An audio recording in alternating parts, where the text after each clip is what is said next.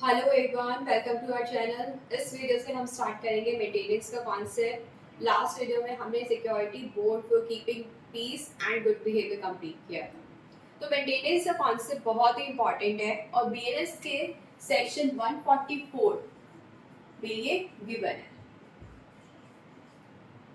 Section 144 और पहले कहाँ गिवन था ये? सीआरपीसी में सेक्शन 125 में।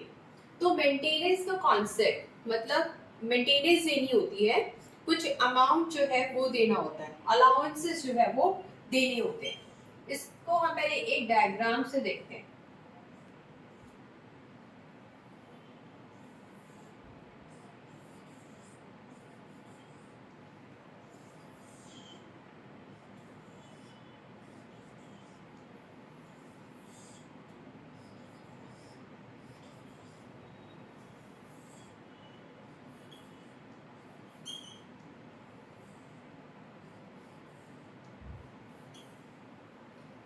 मेंटेनेंस किसे देनी होती है, किसको देनी होती है? मान लो ये एक पर्सन है, जो है ये मेल, ये एक पर्सन है, इसको जो है मेंटेनेंस देनी है। तो ये किस किस को मेंटेनेंस देगा एज पर सेक्शन 144? तो ये देगा अपनी वाइफ को। किसको? अपनी वाइफ को। और अपने चिल्ड्रन को, अपने चिल्ड्रन को। और देगा ये अपने पेरेंट्स को मेंटेनेंस। कब देगा? तब इसके पास इतना पैसा आ रहा है, ये इतना पैसा कमा रहा है, या फिर इसके पास इतना पैसा है कि ये इन लोगों को जो है कुछ ना कुछ अमाउंट मेंटेनेंस के फॉर्म में दे। कब तो देगा ये जब इसके पास सफिशिएंट मींस है, सफिशिएंट मींस है देने के लिए। और कब देगा? जब ये लोग जो है अनएबल है, जिसको देना है, जिस भी पर्सन को देना है वो कैसे है, वो अपने आप को मेंटेन नहीं कर पा रहे, तो ही तो देगा। अगर वो अपने आप को मेंटेन कर पा रहे हैं, वेल मेंटेन्ड है सब, मतलब उसके पेरेंट्स या उसकी वाइफ या उसके चिल्ड्रन, तो वो क्यों देगा मेंटेनेंस? तो उसे मेंटेनेंस नहीं देनी होगी, वो सिर्फ तभी देनी होगी जब वो अनएबल है मेंटेन करने के लिए, खुद को मेंटेन नहीं कर सकते। ठीक है, सफिशिएंट मींस तो है, लेकिन ये भी कंडीशन जरूरी है कि वो रिफ्यूज कर रहा हो या निग्लेक्ट कर रहा हो। जिसको भी मेंटेनेंस देने की बात की जा रही है, लाइक वाइफ को मेंटेनेंस देने की बात की जा रही है, तो वो अपनी वाइफ को रिफ्यूज कर रहा है या निग्लेक्ट कर रहा है, तभी उसको मेंटेनेंस देनी होगी, अदरवाइज नहीं। तो सारी की सारी कंडीशन जब हमारी फुलफिल होगी, उसी सिचुएशन में मेंटेनेंस देनी होगी। नंबर 1 सफिशिएंट मींस है, जिसको मेंटेनेंस देनी है उसके पास। नंबर 2 वो रिफ्यूज कर रहा है और निग्लेक्ट कर रहा है उन पर्संस को जिनको मेंटेनेंस मिलनी है। नंबर 3 जिनको मेंटेनेंस मिलनी है वो अपने आप को मेंटेन नहीं कर पा रहे। तो इस 3 टाइप की सिचुएशंस को फुलफिल होना होगा, तभी मेंटेनेंस का प्रोविजन लगेगा, नहीं तो नहीं। अब हम बात करते हैं चिल्ड्रन की। चिल्ड्रन को मेंटेनेंस कब दी जाएगी? चिल्ड्रन को मेंटेनेंस दी जाएगी तब जब ये चिल्ड्रन होंगे माइनर, मेजर होने पर इनको नहीं मिलेगी। और हमें कैसे पता चलेगा कि ये माइनर है? जिसकी एज 18 ईयर्स से कम है। और ये लिया हुआ है मेजॉरिटी एक्ट से, माइनर का मीनिंग लिया हुआ है। तो जब वो माइनर है तभी देनी है, और वो कितनी एज है? 18 ईयर्स। तो 19 ईयर का अगर कोई बॉय है, ये गर्ल है, तो ऐसी सिचुएशन में पेरेंट्स को जो है मेंटेनेंस नहीं देनी। मेंटेनेंस वो अपनी मदर से भी मांग सकते हैं, लेकिन मेंटेनेंस एक हस्बैंड अपनी वाइफ से नहीं मांग सकता, लेकिन चिल्ड्रन अपने पेरेंट्स से मेंटेनेंस क्लेम कर सकते हैं। तो माइनर को मिलती है जब वो 18 इयर्स तक होते हैं, मेजर को नहीं मिलती। लेकिन यहाँ पर एक ऐसी लड़की है जो माइनर है, 16 साल की है, और उसकी शादी हो गई है, और उसकी शादी हो गई है। तो किसी मैरिड वुमेन की जो कि माइनर है, उसकी शादी हो गई है, तो ऐसे सिचुएशन में मेंटेनेंस देने की जरूरत नहीं है फादर को। ऐसे सिचुएशन में फादर को मेंटेनेंस देने की नीड नहीं है। तो चिल्ड्रन के केस में कब जाती है, जब वो मेजर होते हैं। मैरिड माइनर, मैरिड डॉटर को मेंटेनेंस नहीं जाएगी। क्यों? क्योंकि अब उसका हस्बैंड आ गया उसको मेंटेन करने के लिए, तो जो भी उसको मेंटेनेंस वगैरह लेना है, जो भी उसको खर्चे है, वो अपने हस्बैंड से लेगी। और किसको नहीं मिले, और किसको मिलेगी? मेजर को मिलेगी, माइनर। और ऐसे चाइल्ड को जो फिजिकली या मेंटली डिसेबल है, अगर ऐसे चाइल्ड है तो इनको मेंटेनेंस मिलेगी। ऐसे अगर चाइल्ड है तो उनको मेंटेनेंस मिलेगी। तो सबसे पहले जो 18 साल तक है उनको मेंटेनेंस मिलेगी, 18 साल से ऊपर मेंटेनेंस नहीं। लेकिन 18 साल की ऐसी लड़की है जिसकी शादी हो गई तो उसको मेंटेनेंस नहीं मिलेगी।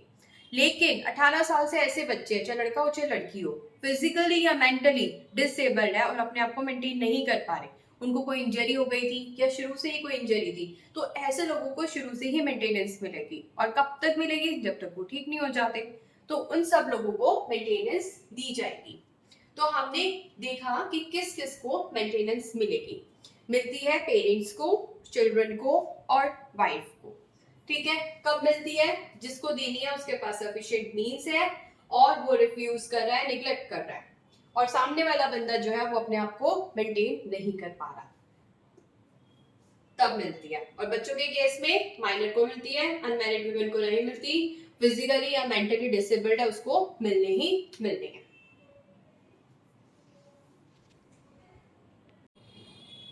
तो अब हमने ये देख लिया कि मेंटेनेंस जो है वो किस सिचुएशन में मिलेगी और किसको मिलेगी। अब हम ये देखते हैं कि ये मेंटेनेंस कैसे मिलेगी। तो जिस भी पर्सन को मेंटेनेंस चाहिए, लेट्स से वाइफ, वाइफ को जो है मेंटेनेंस चाहिए, ठीक है, वाइफ को मेंटेनेंस चाहिए, तो वो अप्लाई करेगी किसके पास? जेएमएफसी के पास, जुडिशियल मजिस्ट्रेट फर्स्ट क्लास, कि मुझे मेंटेनेंस दिलवाइए। अब जुडिशियल मजिस्ट्रेट को जितना भी लगेगा कि इसको मेंटेनेंस दी जानी चाहिए, डिपेंडिंग ऑन द सिचुएशन कि हस्बैंड जो है वो कितना अर्न कर रहा है, उसके पास कितने फाइनेंशियल रिसोर्सेज है, वो डिसाइड करेंगे। ये डिसीजन कौन लेगा? जेएमएफसी। और कैसा देगा?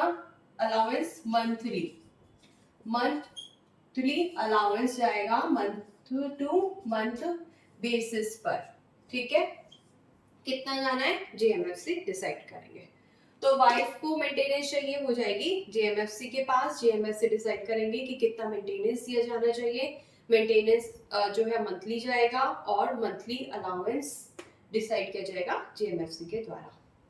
अब मान लो जितने टाइम में जेएमएफसी डिसाइड कर रहे हैं कि अलाउंस जाना है और इतना जाना है, ठीक है, तो ये डिसाइड करने में कुछ टाइम लगेगा, तो पेंडिंग होंगी प्रोसीडिंग्स, मतलब सूट चल रहा है, केस चल रहा है, तो उसमें जो है एक्सपेंसेस भी लगेंगे वाइफ के। क्या लगेंगे? वाइफ के एक्सपेंसेस, प्रोसीडिंग्स के उसके एक्सपेंसेस होंगे।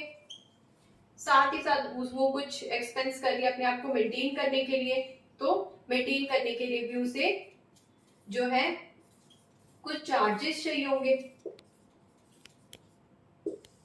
तो मेंटेनेंस के एक्सपेंसेस और एक्सपेंसेस ऑफ प्रोसीडिंग्स, जब तक ऑर्डर नहीं आता, पेंडिंग द ऑर्डर, ये भी हमारे जीएमएफसी इसको प्रोवाइड करवा सकते हैं थ्रू इंटरिम ऑर्डर। जीएमएफसी क्या करेंगे? इंटरिम ऑर्डर पास करेंगे और बोलेंगे कि आपको जितने भी आपके एक्सपेंसेस प्रोसीडिंग्स में लग रहे हैं, प्लस आपको मेंटेन करने के लिए अपने आप को जितना भी खर्चा हो रहा है, वो हम जो है पहले ही बांध देते हैं आपका, मतलब पहले से ही स्टार्ट हो जाएगा देना। भी फाइनल नहीं हुआ अमाउंट कि कितना देना है, लेकिन थोड़ा अमाउंट जितना भी लगेगा वो पेंडिंग द प्रोसीडिंग्स भी पर्सन को दिया जाएगा। किसको? जो भी क्लेम कर रहा है उस मेंटेनेंस को।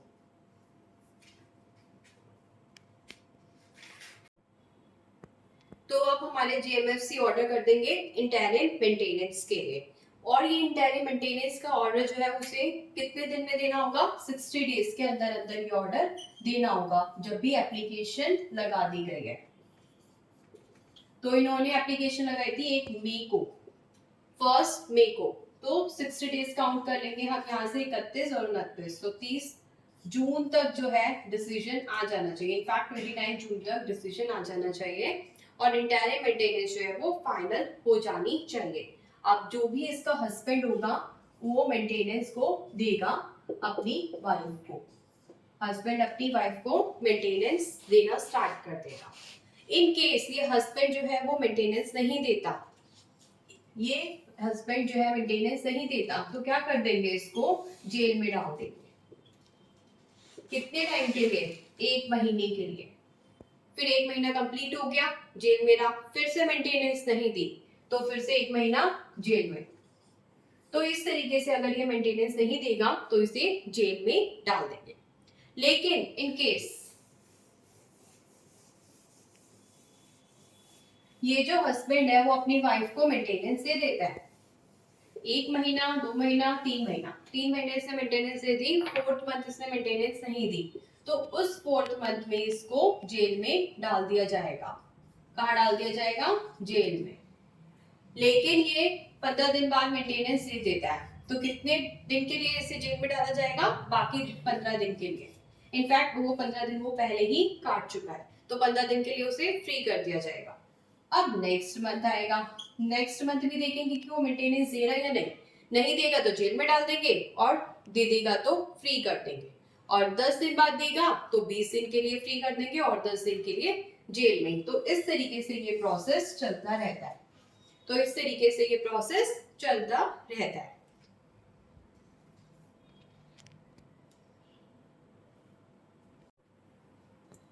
लेकिन अगर वो मेंटेनेंस नहीं दे रहा तो कोर्ट को इन्फॉर्म भी तो किया जाना चाहिए। जो वाइफ है वो कोर्ट को इन्फॉर्म करेगी, या जिस भी पर्सन को मेंटेनेंस देनी है वो कोर्ट को इन्फॉर्म करेंगे, तभी तो कोर्ट जो है उसको कहेगा कि जेल में डालो। तो इन्फॉर्म करना पड़ेगा, अप्लाई करना पड़ेगा कोर्ट के पास कि मुझे मेंटेनेंस नहीं मिली, तभी कोर्ट आगे एक्शन लेगा, अदरवाइज कोर्ट एक्शन नहीं ले सकता। और वाइफ की डेफिनेशन में जो है डाइवोर्स्ड वाइफ भी इंक्लूड होती है, डाइवोर्स वाइफ भी इंक्लूड होती है। लेकिन अगर ये डाइवोर्स वाइफ शादी कर लेती है तो फिर ये वाइफ की डेफिनेशन में नहीं आएगी, मतलब वो मेंटेनेंस क्लेम नहीं कर सकती, तो वो मेंटेनेंस क्लेम नहीं कर पाएगी। तो अभी तक हमने क्या देखा, जिसको भी मेंटेनेंस देनी होती है वो जेएमएफसी के पास जाएगा, जेएमएफसी के पास जाएगा और जेएमएफसी डिसाइड करेगा कि मेरे को कितनी मेंटेनेंस देनी है, और जब तक ये डिसीजन आता है तो प्रोसीडिंग्स पेंडिंग होती है, और जिसको मेंटेनेंस देनी है उस पर खर्चा पड़ रहा होता है, एक तो इस सूट का और एक खुद को मेंटेन करने का। तो इन दोनों ही खर्चों को पूरा करने के लिए इंटरिम ऑर्डर के थ्रू कुछ मेंटेनेंस डिसाइड कर दी जाती है, और उसका ऑर्डर पास करना होता है 60 डेज के अंदर अंदर कि इस पर्सन को कितनी मेंटेनेंस दी जाए, जब तक कि डिसाइड नहीं होता कितनी मेंटेनेंस देनी। फाइनली मेंटेनेंस डिसाइड होती है और मंथली बेसिस पर जाना स्टार्ट हो जाती है। इन केस पर्सन मेंटेनेंस नहीं दे पाता तो उसको जेल में डाल दिया जाता है। जेल में डालने के बाद अगर वो कुछ पहले ही टाइम, 1 महीने के लिए जेल में डाला जाता है, 1 महीने से पहले ही अगर वो मेंटेनेंस दे देता है तो बाकी टाइम के लिए उसे जेल में नहीं डाला जाता। फिर नेक्स्ट मंथ देखा जाता है कि उसने मेंटेनेंस दी है या नहीं, नहीं देगा तो जेल में, देगा तो बाहर, ठीक है। उसके बाद हमने देखा कि वाइफ की डेफिनेशन में आता है डाइवोर्स्ड वाइफ, लेकिन ऐसी वाइफ जिसने शादी दोबारा नहीं किया। तो इस तरीके से हमने ये चीजें देखी। अब लास्ट क्लॉज इस सेक्शन का क्या कहता है, वो कहता है कि वाइफ किस किस केस में जो है डिस्क्वालिफाइड हो जाती है मेंटेनेंस के लिए। वो हो जाती है तब फर्स्ट जब वो एडल्ट्री में रहती है, फर्स्ट जब वो एडल्ट्री में रहती है, सेकेंड जब वो विदाउट एनी वैलिड रीजन या रीजनेबल रीजन हस्बैंड से सेपरेटली रहती है। तो जब मेंटेनेंस दी जाती है तो हस्बैंड कई बार कोर्ट को बोलते हैं कि मेरे को अपनी वाइफ के साथ रहने में कोई प्रॉब्लम नहीं है, बट मैं मेंटेनेंस नहीं दे रहा या नहीं दे सकता। तो ऐसे सिचुएशन में कोर्ट जो है वो वाइफ से पूछते हैं कि आप इनके साथ रहना क्यों नहीं चाहते। तो वाइफ अगर वैलिड रीजन देती है वहां पर तो फिर वाइफ को मेंटेनेंस मिलेगी, अदरवाइज नहीं। अब क्वेश्चन आता है वैलिड रीजन क्या हो सकते हैं, वाइफ जो है अपने हस्बैंड के साथ क्यों नहीं रहना चाहेगी। हो सकता है हस्बैंड ने दूसरी शादी कर ली हो, किसने, हस्बैंड ने, या फिर वो एक मिस्ट्रेस को उस घर में लाकर रह रहा हो। तो ऐसे सिचुएशन में वाइफ वैलिडली मना कर सकती है कि मैं इस पर्सन के साथ नहीं रहूंगी, और वाइफ जो है वो अपना मेंटेनेंस ले सकती है। लेकिन अगर वैलिड रीजन नहीं है तो कोई मेंटेनेंस नहीं मिलेगा। अगर दोनों ही अपनी कंसेंट से जो है अलग रह रहे हैं, तो ऐसे सिचुएशन में वाइफ ये नहीं कह सकती कि मुझे मेंटेनेंस दिलवाइए। तो 3 रीजन है जिस केस में वाइफ को मेंटेनेंस नहीं मिलेगी। फर्स्ट, एडल्ट्री में रह रही है, कॉन्टिन्यूअस एक्ट होना चाहिए।